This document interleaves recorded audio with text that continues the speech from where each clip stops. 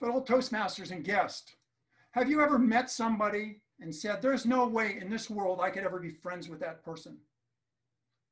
That's the way I felt in 1994 when our little Star Trek club of 6 members in Arlington, Texas had the guests come from the big club, the Joshua in Dallas. I got a load of John and I said, there is no way in this world that I could ever be friends with this man.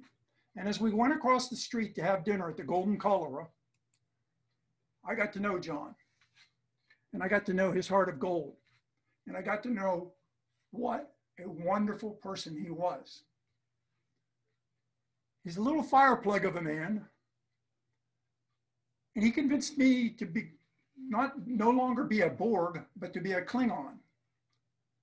And he helped transform a number of the members of our club to being out of this world experiences. Because of this, and the legacy of Star Trek, which was happening in the Dallas Apparel Mart, our members of our crew showed up. And because some of the costumes were so good, we got featured in the TV Guide. And 2 of those people are right there. They're a Ferengi and a Klingon. John came through. Another thing you would notice about John is he was extremely happy when other people succeeded. He didn't necessarily have to be in the spotlight like some people, some motor mouths that are out there in the spotlight. John was happy to enable people to be better, and he encouraged all of us. And because of his encouragement and work, we got on the cover of American Way magazine. A Romulan, a Klingon, and a Ferengi are here because of John Bunton. Things went on with John and Gail, and in 1996, they got married. He married Gail, and I had the honor of being one of the best men.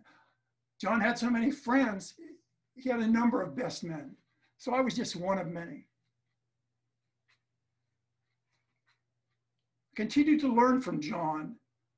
And for a while, I lived with him and Gail, and they still spoke to me after it was over. But one of the things I learned was that John worked for Microsoft, and he really liked Microsoft. And I was a Mac person, and I really liked Mac. So needless to say, there were a lot of conversation is a polite word for what we did. But basically, he made me expand. He made me learn Windows. He made me learn C prompts. He made me learn to run Photoshop better, so my graphics came out better. He pushed me. I'd do something and he'd say, you can do better. Come on, you can do better. So in 1998, I moved to Greenville, North Carolina.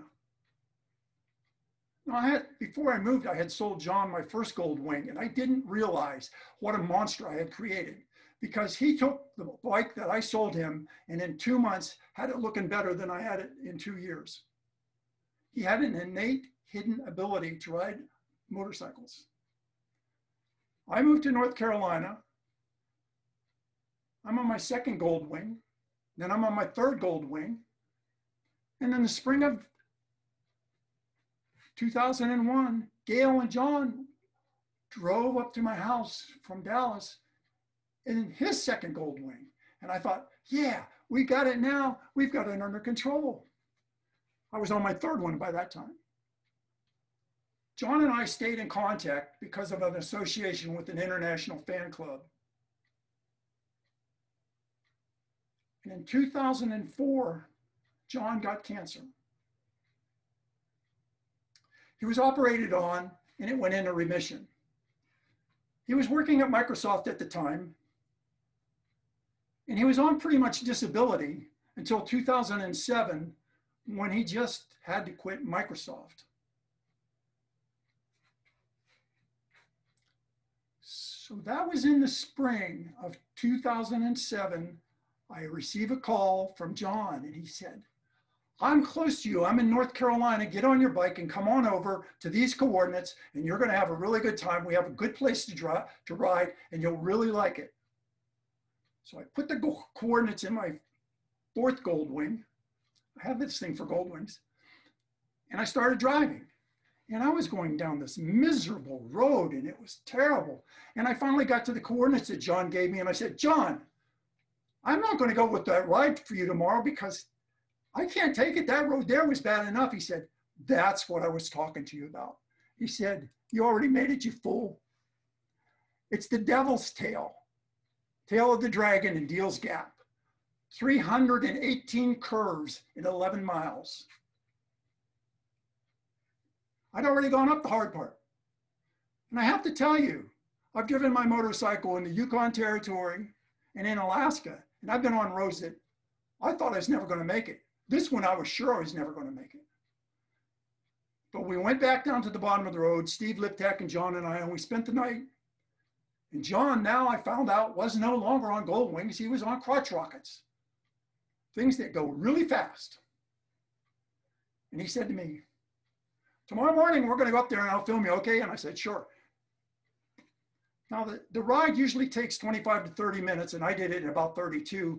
By the time I reached the top of the hill, John was there filming me saying, where you been? What's been keeping you? He'd been up there for 5 minutes. He excelled at it. He nudged me. He pushed me. I learned from John. I learned from John, you can always do better.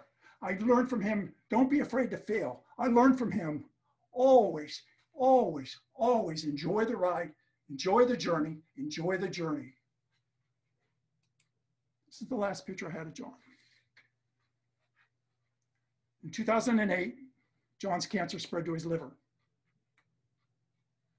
And in March of 2008, John's trek went where all men have gone before. He is waiting there for me and you. But every morning, I hear him asking me the question that I'm asking you. Before you complete your trek to the final frontier, who will you help on their path? Namaste.